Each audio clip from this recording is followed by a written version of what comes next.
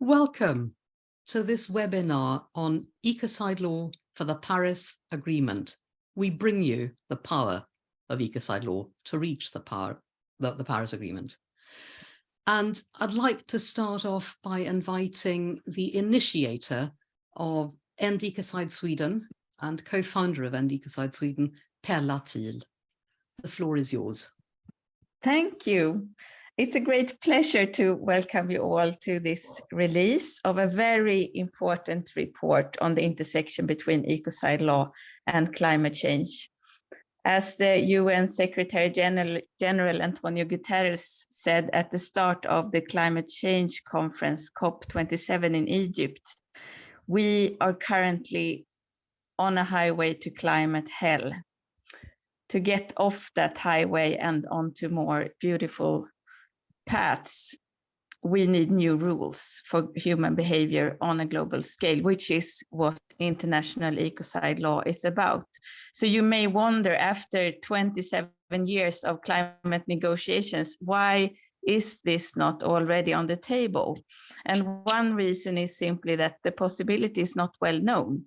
So to End Ecocide Sweden, we are very, very grateful to be cooperating with the Schumacher Institute on this report to increase the reach and awareness of the important insights that we will soon get from the authors of the report. Thank you so much for being here, all of you. And we also have with us Ian Roderick, the director of the Schumacher Institute. The floor is yours, Ian. Thank you very much, Lee. May I wish you all a very big welcome from the Schumacher Institute. We are an independent research organization with fellows spread around the world. We have a mission to apply system sciences to complex social and environmental issues.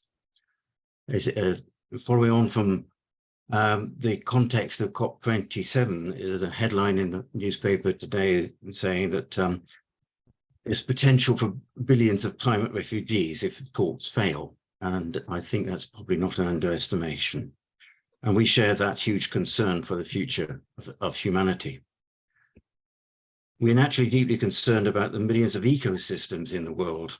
They overlap, they shift, and they change slowly in many cases, showing remarkable resilience. Yet they are now increasingly vulnerable to human activity, which is happening on a massive scale everywhere. The issues involved in this work is very much into the classic framework of PESTEL: political, economic, social, technological, environmental, and legal. It cries out for transdisciplinary collaboration, which is what this report is about. This report rightly engages with many disciplines, look at the interaction of climate science, earth system sciences, and international law. Producing new legal instruments, frameworks, and processes in this complex field is a vital contribution to the challenges we face. We can no longer consider nature and natural resources as free for all, for anyone to exploit. So the Schumacher Institute is delighted to have been involved in this report through the work of Vala Ragnarsdottir, who is one of our distinguished fellows. And I'm looking forward greatly to this webinar, and I commend it to you all. Thank you. Thank you, Ian. I'd like to invite our three panelists to introduce themselves very briefly, just your name and your title or role, and one thing that stands out for you about this report. Lead author Jonas, do you want to start and then hand on to Vala and Alistair? Yeah, thank you. I'm so delighted to be in this launch and very happy that you are here, all of you with us. I have a corporate background, worked with sustainability since '95 and looked at ecocide very deeply in almost 10 years. And yeah, I think it's an amazing thing to understand what good it could do and how powerful the idea is. Really a straightforward idea. And I'll stop there and turn to Vala. Hello, my name is Kristín Vala Ragnarsdottir. I'm, as Ian said, a distinguished fellow at the Schumacher Institute, but also a professor of Sustainability Science at the University of Iceland. I met Polly Higgins in 2014 and invited her to come to Iceland. And since I have stated many times that implementing Ecocide Law would be the one biggest step we could take to address the predicament of our world today. And therefore, I was delighted to be invited by End Ecocide Sweden to come and work with them on this report last year. So I'll leave it now to Alistair to continue. I'm Alistair Skelton. I'm a professor of geochemistry and petrology, which means the study of the chemistry of the earth and the study of rocks at Stockholm University, Sweden. I'm put more simply, I'm a geologist working on the climate. And when I reflect on this report, which I found outstanding, incredibly well researched, I'm delighted because I see a single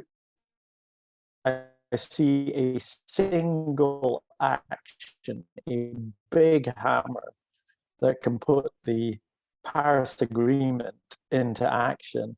And by that, 5 degrees, and every 10th of a degree matters. This is an amazing step forward if this gets put into action. Thank you. One thing that makes it wonderful to work with Ecocide Law is it brings wonderful people together. And I'm sending a thought to COP27, where Stop Ecocide International is running an amazing sequence of events. For the people who are here today listening, you will be able to put your questions into the Q&A. And since it's not possible to post links in the Q&A, we've also got a chat box where you will find when at the end of this webinar, we post the link to the report itself. 12:59, stay with us. But links to, for instance, the definition will be put in the chat, and your questions can go in the Q&A, and you can also vote for the questions that you would most like to have answered. And with that, I think it's time to hand over to Vala and Jonas, who will be presenting the report for about 20 minutes. And then there'll be a space for questions from Alistair, from me. And at the end, sort of 12:45, no later than that, we will have time to answer the question from attendees. So Jonas and Vala, over to you. Yes. So we need screen sharing to share the slides we prepared. And I think we should get it very briefly. Yeah, I'm not sure, Jonas.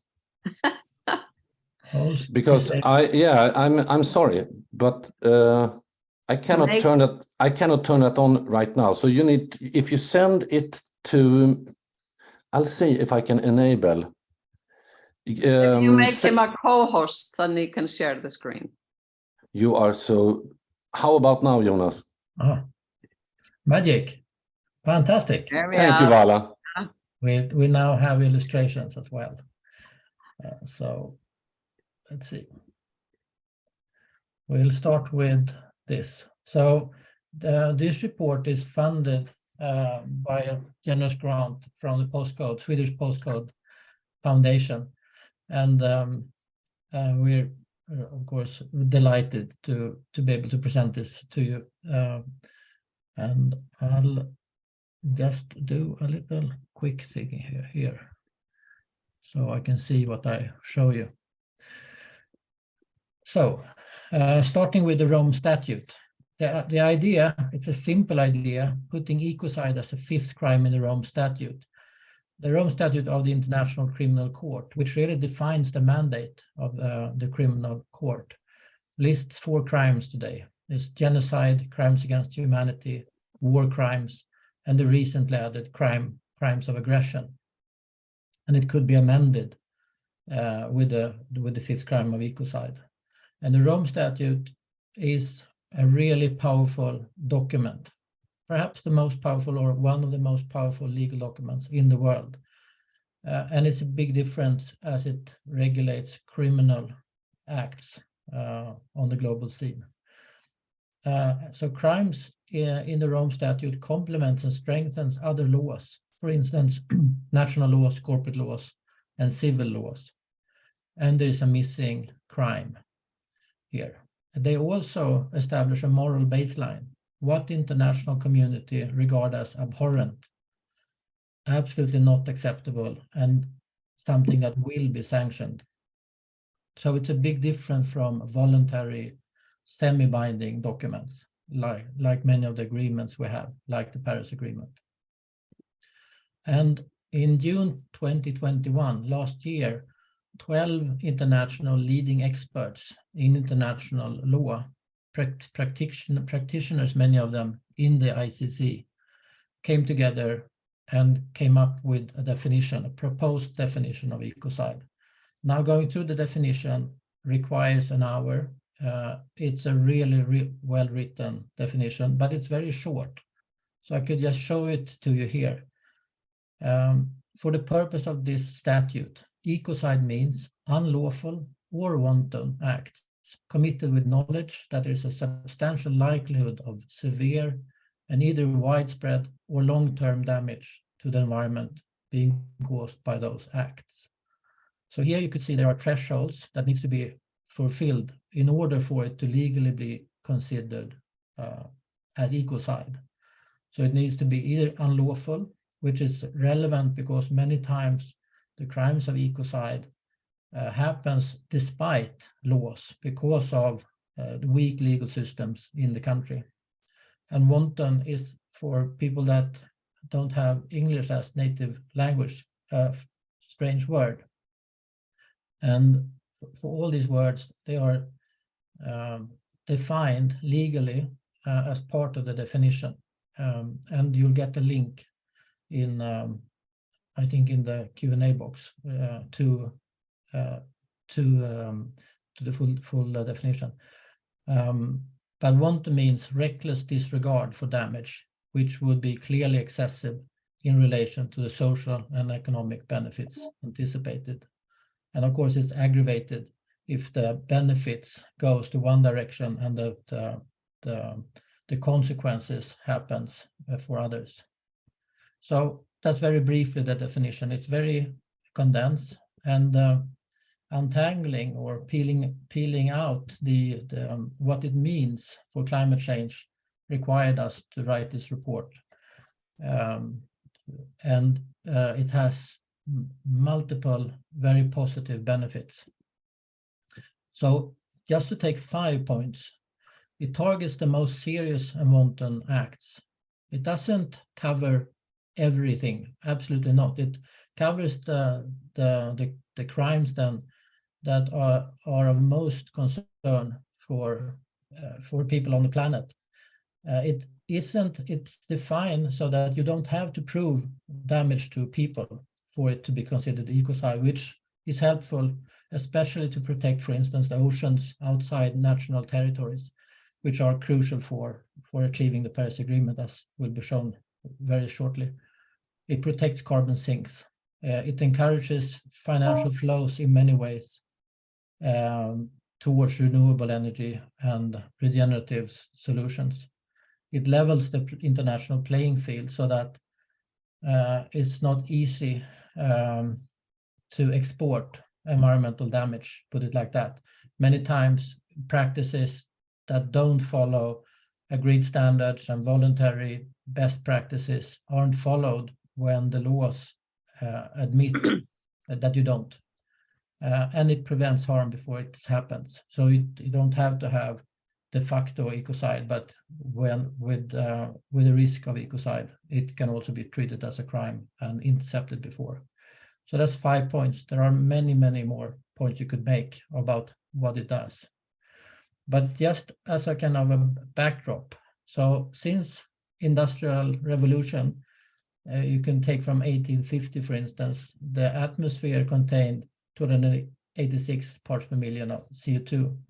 And since then, coal, land use, oil, gas, and cement have added a lot of carbon particles in there.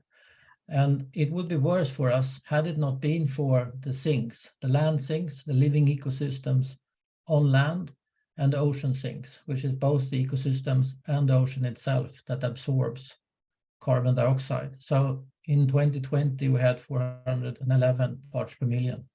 And what Ecocide Law does, it protects oceans and land ecosystems that already protect the climate and already provide us a service by strengthening their protection.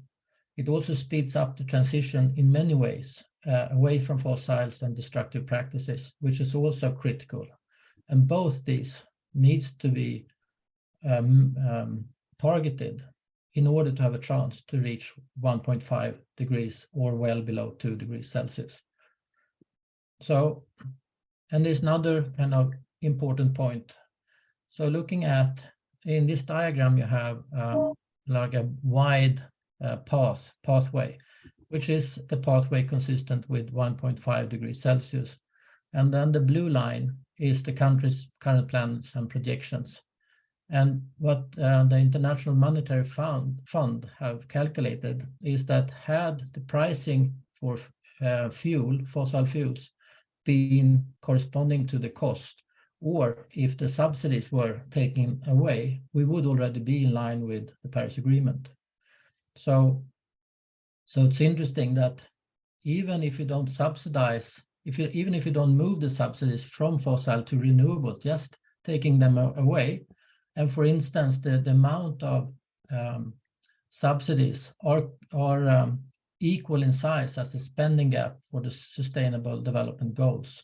So just moving them in another direction, preferably to protect people and planet, you take away the brake for renewables.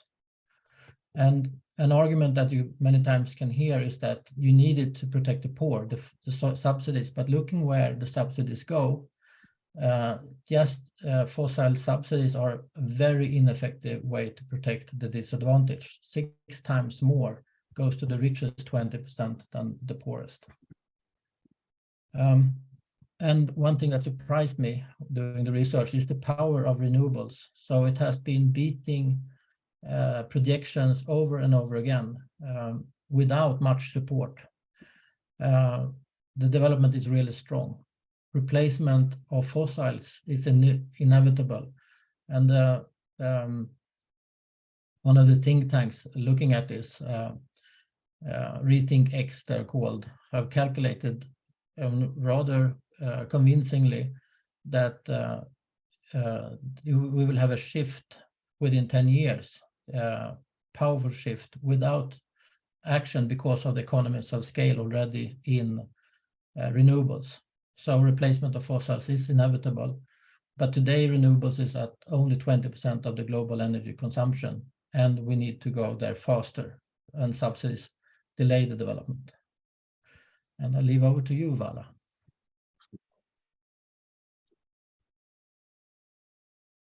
Vala, we can hear. Yes. Yeah, please. I would just like to come back or come to the carbon cycle to point out to you how important it is to protect and expand the land sinks and the ocean sinks. Can you share the screen? It should be visible to everyone. No, not to me. Yeah, it's my mistake. You need to share the screen again, Jonas. Okay, so Vala is going to speak to Jonas' screen. Okay, sorry. Yes, sorry for yes. clear about that. Here we are. Back to the diagram. So here we can see petagrams of carbon as a stock or a flow on this diagram.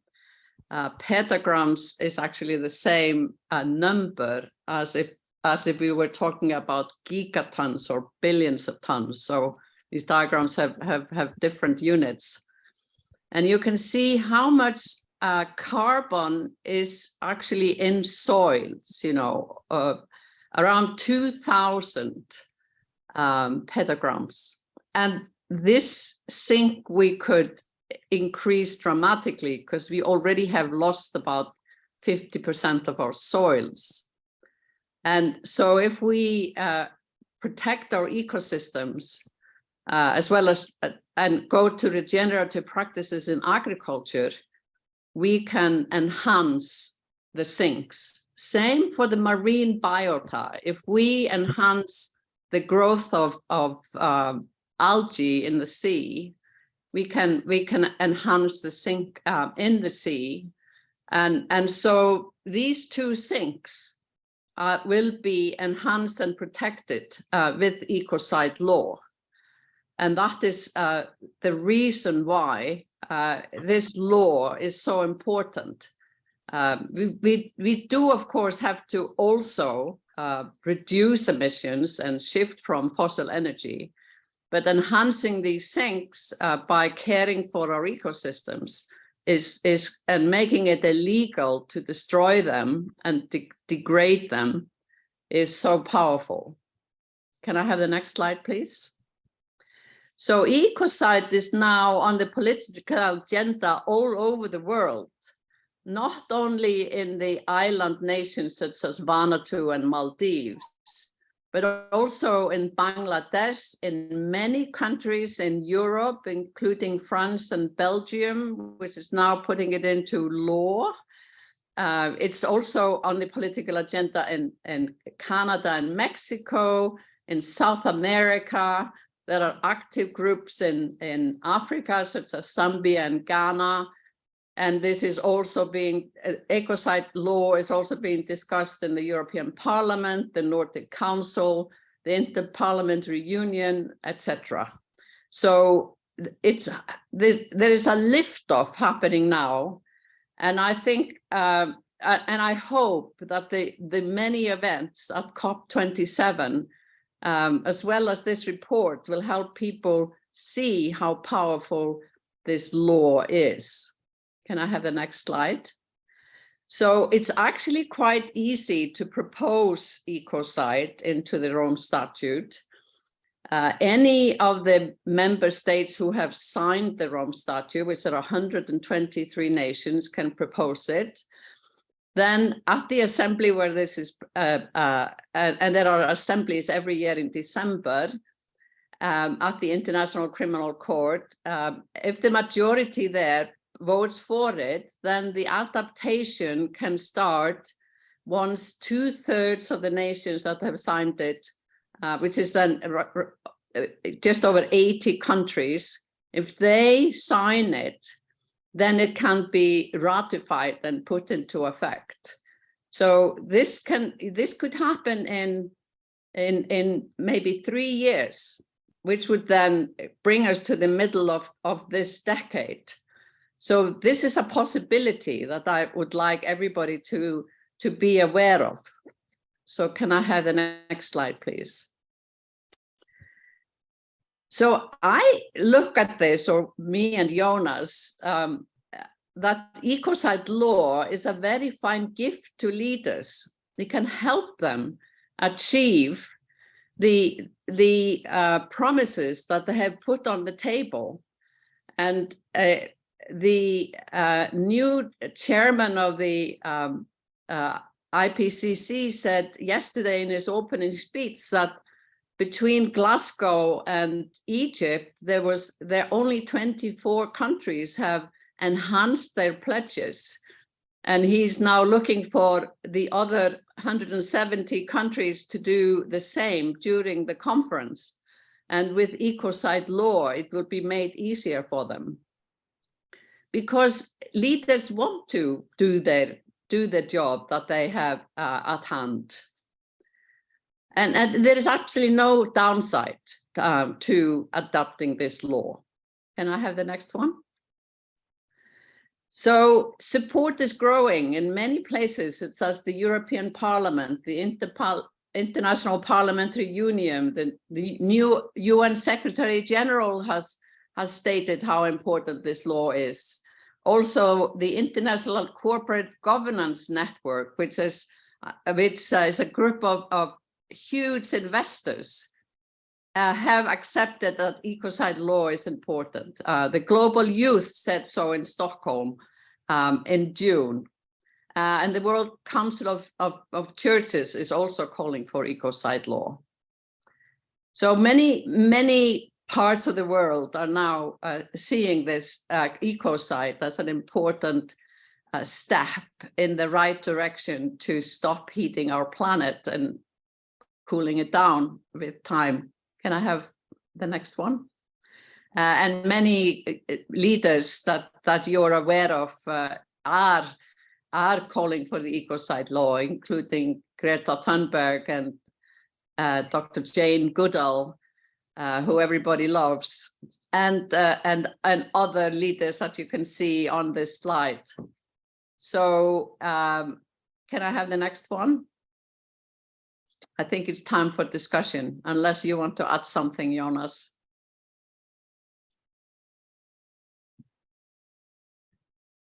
No, I think it's lovely. Well, in that case, I think it's time to let Alistair into the discussion. What did you've read the report ahead of time. Could you tell us a few things that you find interesting or valuable about the report? I'd be delighted. Thank you very much. Vala showed us the carbon cycle, and there was a bunch of big numbers there, and it's kind of a big, scary thing to understand. But one of the key issues here is that we're emitting lots of carbon to the atmosphere, and then about half of it ends up in the atmosphere, making the earth warmer. A quarter ends up in soils and plants, and a quarter ends up in the ocean. And as we continue to emit more and more, the capacity of the land and the oceans to take up carbon becomes less and less, according to the last IPCC report. And when we start taking away the ability of the land surface to do its job, which is what we're doing when we're harming, when we're cutting down rainforests and so on, we're making it much more difficult. Now, this report highlights so clearly how Ecocide Law is there to protect ecosystems, and they are really our friends. And if we cared about no one other than ourselves, they're still our friends, and we need to protect them. And this is such a powerful way of making that protection a reality. I love reading that Ecocide Law will make it more uncomfortable to subsidize fossil energy. The whole concept of subsidizing fossil energy baffles me as a geologist. Why would you subsidize your own way off the planet? It's just kind of maddening. I think back as if the dinosaurs were to subsidize meteorites. It just makes no sense. Ecocide Law is such making that a reality. And then there's another aspect of the report that I really, really liked, is that there's a respectful approach to the mining industry, because this is the way the report is framed. Ecocide Law offers a safety rail for renewables, because when we move over to renewables, we have to also be aware we're using resources, and we can just end up in the same situation where we're damaging nature for a completely different reason, be it for cobalt, be it for lithium, or be it for whatever we need for renewables. Ecocide Law is not blocking that. That transition needs to happen, but it's making it happen responsibly. And if there's ever a time to solve the problem, it's before it started. We can learn that from the crisis we're now in. So the safety rail for renewables is just spectacularly good. So for me, in summary, Ecocide Law is an extremely well-defined, achievable action that, to quote the Paris Agreement, keeps 1.5 degrees within reach. And I'm sure that I speak for enormous amounts of the research community, geologists like Vala and myself. You ever wonder why we're working in climate? Because we have to. Scientists like ourselves will stand firmly behind this as a great step forward. And this report outlines it so pedagogically. Thank you. Jonas, Vala, do you have any comments on what Alistair has just said? Any new thoughts that you want to share? Yeah, Start, Vala? it was very nice that you went back to the carbon cycle, because what I forgot to say there was that there's twice as much carbon in soil than there is in the biosphere and the atmosphere combined. And that is why it's so important to protect our ecosystems and support our soils in order to get the carbon into the ground and enhance these land sinks. Yeah. One comment from me, I came to think about it when you spoke, Alistair. The definition is written, the wanton paragraph is written in a way that is progressive. So we are in a situation where what our future action or our actions today are dependent on where we came from, where we are. We cannot go straight into fairyland and have perfect technology. That's not possible of where we are.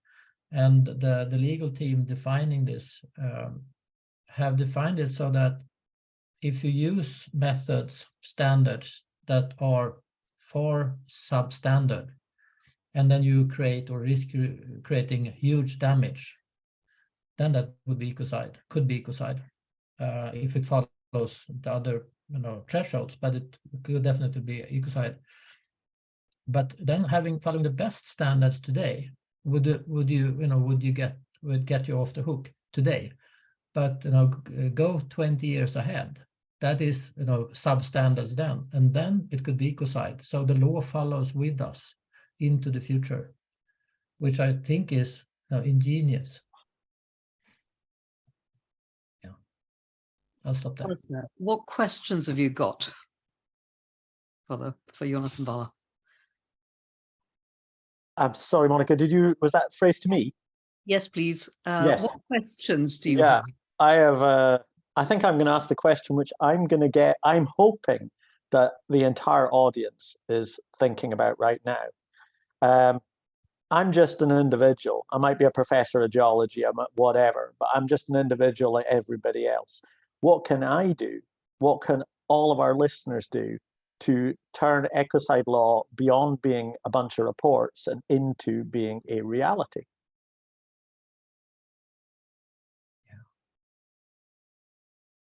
Shall I start? Do you want to start? Yes. Well, what I have been doing here in Iceland, my little country in the North Atlantic, is to bring the discussion to parliamentarians, and one of them actually jumped at it and thought this was so important, and he has now proposed in Parliament that Iceland support ecocide in the Rome Statute, and this has not gone through yet, but this is the first step. And then the party of the politicians, who is leading this, which is the Pirate Party, and I'm a pirate, as you can see here. They have gotten several other political parties to support this law proposal. So it's not only the Pirates, but it's also the Left Greens and the Social Democrats that are actually proposing a new law in Parliament in Iceland. And I think everybody can do this. Yeah, if go to their local politicians, go and talk to their member of parliament, which it should be possible in every country, and ask them to consider doing the same thing as is being done now in Iceland. And Iceland is not the only country, as I said, it's already on the political agenda all over the world. Yeah. I think that's a very good comment. To just add to it, we have a tendency as individuals, many of us or most of us, I think, the vast majority, I'm sure, to not appreciate the value of our perspective, the value of where we come from, the value of what we see. And we have also a wealth of connections. So just getting to understand what this powerful idea could do, it brings actually hope that we can do it. There are tools that are fast and powerful and good to help us get out of the mess we are taking us in. And then speak with friends, colleagues, and whoever you think should know about this. And I've found that myself. I've been looking 10 years for a thing that would change the system before I met Polly and Pella. So I kind of got it rather fast. But then I've been looking for 10 years, as I said. And I think from my perspective, bringing the business side into this so that responsible businesses, which is also the vast majority, steps in. But all of you listening, you have your own, networks, your own competence, and don't undervalue that. So your voice is important, and we cannot have, this will never happen if there's only a handful of voices advocating for it. We all need all the perspectives onto this. So I'll stop there, I think. So wherever you're working, get your place of work engaged in supporting Ecocide Law. There's an initiative called Ecocide Law Alliance, which brings together businesses, but also other organizations in support of Ecocide Law. So welcome to join. For most organizations, it's a very simple choice because 99.99999% recurring of people on Earth are not the top decision makers causing ecocide. We are simply suffering the consequences. And for sustainable businesses and businesses who are trying to be regenerative, outlawing ecocide is simply making life easier, because at the moment they're fighting an uphill battle. So engage the organizations is my suggestion. Any more questions from you right now? Alistair, one more? No, I was not really, but I want to reflect that I find that your responses were really, really helpful there. The word hope, Jonas, you brought that word up. We can feel fairly desperate facing the climate crisis as scientists, as children, as parents, as everyone.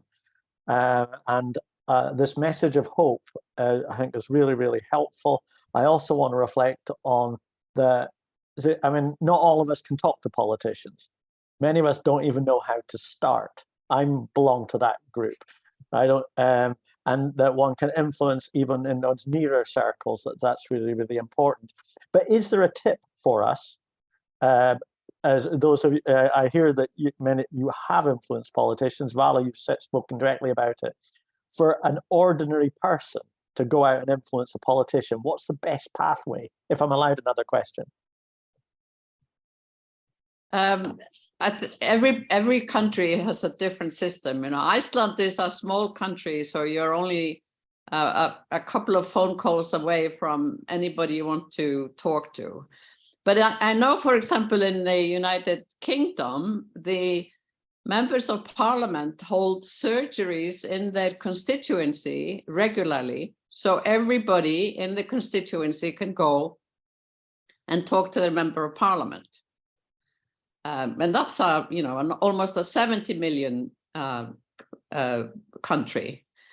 And then if I would say in Germany, they have a federal system, so they have local parliaments, and it should be easy for people in each federation to go or Bundesland to go and talk to their politicians.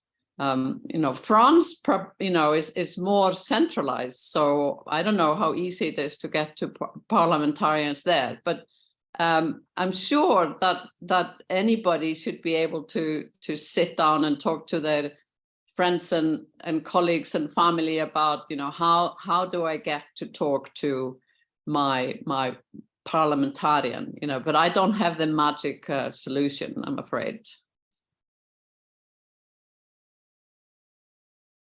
Okay. I had another couple of questions lined up. What do you think objections might be? If somebody objected to this, to Ecocide Law, what would they object and what would you respond? Is that something that anybody would like to address? Vala? People usually object to things if they're scared of things.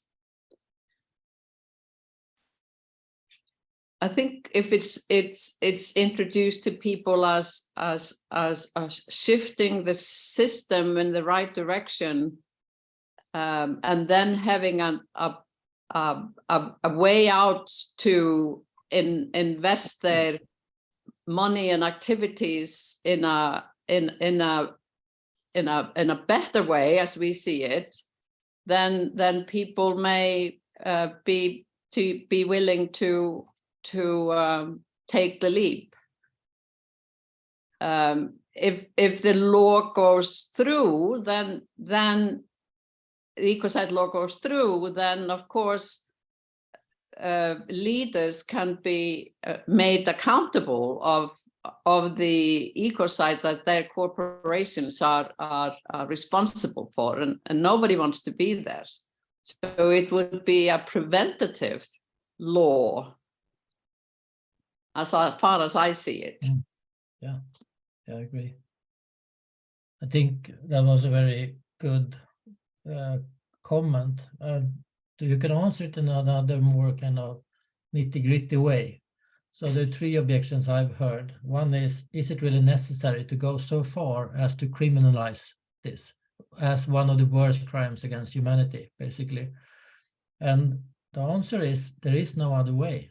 There's only this way. There's nothing that could substitute criminalizing the most dangerous things. And actually, that's the best way to start, to work with the most serious crimes of the common concern.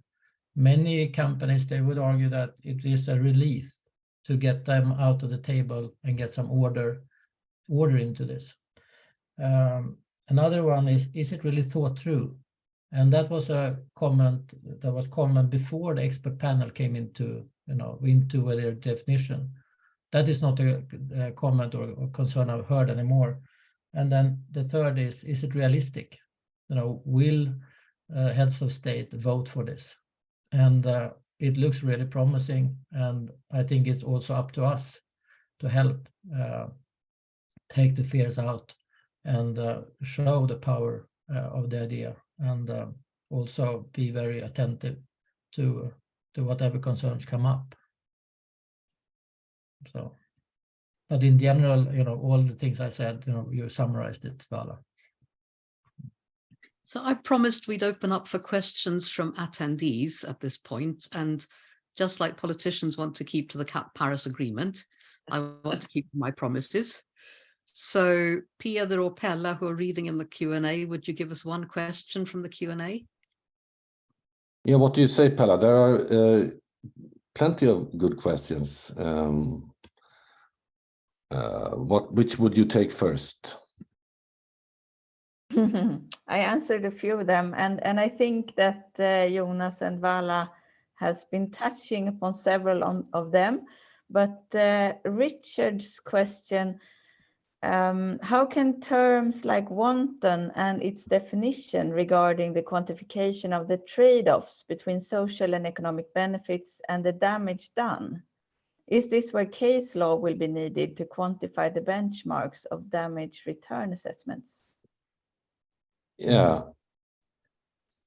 I could give a first try on the question. First of all, we will have another seminar with, as it looks, one at least person from the expert drafting panel that could go through the legal aspects in more detail. Also, it's kind of well discussed. I think in the definition seminar, which you will get a link to, that goes further than I could go into. But one way I think that is important. One important aspect of this question is that climate change is a systemic crime. So you could say that all of us are criminals as soon as we step into a petrol-fueled car. But the ICC, they have worked years with systemic crimes, other systemic crimes, and have a method to go. And also the definition, it builds on that. So in order to be able to prosecute, you need as an individual to have sway or power that is significant. You basically needs to be one of the directing minds of the acts, or the or the ones that profit from it in the end, in order for other thresholds to kick into place. So it builds on the legal practices of the International Criminal Court. And then if you would define that as case law or not, I'm not quite sure if you know, so I don't want to go into those details, but it is based on case after case, the definition.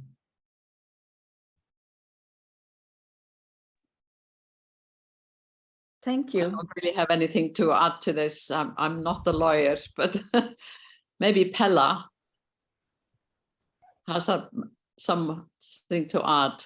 No, I think Jonas answered that in a good way. So I want to present you with a few questions regarding challenges and barriers. And there are a few of those, and I will read 3 of them, and maybe you can elaborate. I think you have been touching upon it already, but maybe you have something to add. So if Ecocide Law leads to restriction of fossil fuel subsidies, is that not a direct risk for politicians to not adapt it? And if there is no drawback, what are the challenges that hinder the ratification of Ecocide Law to date? And who is giving Ecocide the greatest resistance? What are the main challenges to push it through? That's very powerful questions you have there. Good, great questions. So I'll start with the first, I think, and perhaps Vale could help me with the second 2 if you want. So isn't it a direct threat to the politicians, was it, I think, that subsidize fossil practices and fuels? So there is one very interesting, to start with, aspect in the questions. Is it the direct or the indirect effects that are the most potent and powerful for Ecocide Law? I would argue it's the indirect effect, and we go through that rather much in the report. So, you know, an easy answer would be no, but it's not that simple. But so you need to be the person that are involved in the acts of Ecocide, and you could argue, you know, what is an act. But what happens is that I would say it like this: that many government officials in developing countries, for instance, but not only there, are under tremendous pressure from industry to continue for different reasons with ecocidal activities. So having a law, an international law, that will kick into place and help out when the legal system in that country is weak, will, I would say, be a relief in most cases for the government officials. And those that, you know, want either to do the acts, wants to finance and be part of the returns, or in other ways indirectly involved in the businesses, they will have an incentive that goes away from short-term profit to responsible practices. So much of the pressure will be eased by indirect means, I would argue, which will be helpful for government officials that otherwise would just continue on this path. Yeah. I think without going too much into detail, I think that would be my answer. And then there was a question about drawback that hinders Ecocide Law, I think was the second point. I don't remember it quite. Perhaps you could repeat it and we'll see if Vala, if you want to take it first, or if I'll give it a try, or Pella. I didn't write the questions down, so. If there is no drawback, what are the challenges that hinder the ratification of Ecocide Law to date? Okay.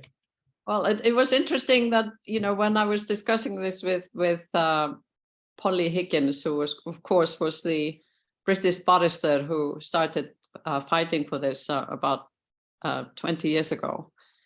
She found out that the Ecocide almost made it into the Rome Statute in 1996, but there were 2 or 3 countries and it almost went through, but at the last minute, it was taken out because 2 or 3 countries opposed it, and those were oil nations in Europe. Now, these nations are now with Ecocide on their political agenda. So in 20 years, the opinions have shifted. So time has worked with those who are fighting for Ecocide Law. It's just a matter of when will the landslide start to go properly downhill for those who support it. Yeah. Perhaps I could add a little bit more flimsy answer. I think. So we are not accustomed also to systemic solutions. So when you come with an ecocide idea, to understand what it will do, that if the effects are positive or negative, and will there be winners and losers, you need to understand a lot of things. You need to understand international criminal law, international policy, climate science, a lot of other things as well, and the definition is really recent. So you need a clear definition to be able to make those consequence analysis. So I think that is something that typically requires time, which is also why we wrote this report. But speaking to that, Polly's definition, which was slightly different, much of the resistance on that for legal reasons or legal fears, you could say, went away with this definition. So people that we met that didn't like Ecocide before now are fully supportive to it with this definition in place, just because it builds on existing practices in international criminal court. So it's easily understandable and applicable. So. Yeah, I think there's so many great questions. And as we know, questions are always more important than answers. So please, everyone, be inspired by the questions. But I think we could end with, where are we now? You have been touching upon that, but there's a question of, is Ecocide Law implemented yet? And do we know if Ecocide is on the agenda for the December meeting of the ICC? Would you like to answer that? Myself? Yes, I think you are probably closest. Okay. Yeah, well, so we know that Ecocide Law is definitely on the agenda for the ICC. So the ICC turns 20 this year, and there has been a lot of mentions of Ecocide in that context. And it will probably definitely be on the agenda, but we don't know if it will be formally on the agenda. And personally, I would think, building on what Jonas said, that these processes, they take time, and we need the support to be really substantive. I think that it's good to, if it wouldn't be formally on the agenda just yet. But who knows? Nobody knows, actually. It may come from wherever with no further, no previous information. Well, except there's one thing, though, that anything that is really considered at the meeting of state parties has to be proposed 3 months ahead of time. And I think we would have known by now if it had been formally proposed. But I think what we're seeing is that an increasingly vocal support and proposal from individual states to take it under consideration. But formal consideration, I think, will have to wait until next year at least. True. But it's moving. That much we can see. I think it's time for the final round. Just a very, very short word from each of the panelists. We'll send you. Will we send you the report, Peder, or will we simply? Yes, I post the download link now in the chat. So now, right now, the report is, you can say, formally distributed here. You find a download link in the chat, everybody. So you can just click that and it downloads to your preferred device. And perhaps the presentation as well, you could put a link to that. Is there a link to your presentation? Yeah, it is in the chat. Okay, so you Yeah, otherwise posted it to us. Okay, so I'll repost, Jonas, to everybody. Good. Okay, so final word in the final round. So Very, very short one. very short. So mine is hope, and I have 2 daughters, and I can see the difference. It does. And I'll hand over to Vala. I would say root cause. Ecocide law addresses the root cause of our problem. Alistair? And Vala stole mine. Yes, because Jonas stole my hope, so I see your root cause. Put simply, if you've got influenza and you take a paracetamol, you still have influenza afterwards. You just have dealt with the symptoms for a little while. The root of the climate crisis is the separation of humanity from nature. And Ecocide Law brings humanity back together with nature, making us kinder. I support it fully. Thank you all for being here, panelists, representatives, and all attendees. And goodbye for today. We'll be back in December with a new report. Keep your eyes peeled. Bye-bye, everybody. Bye. Thanks for taking part.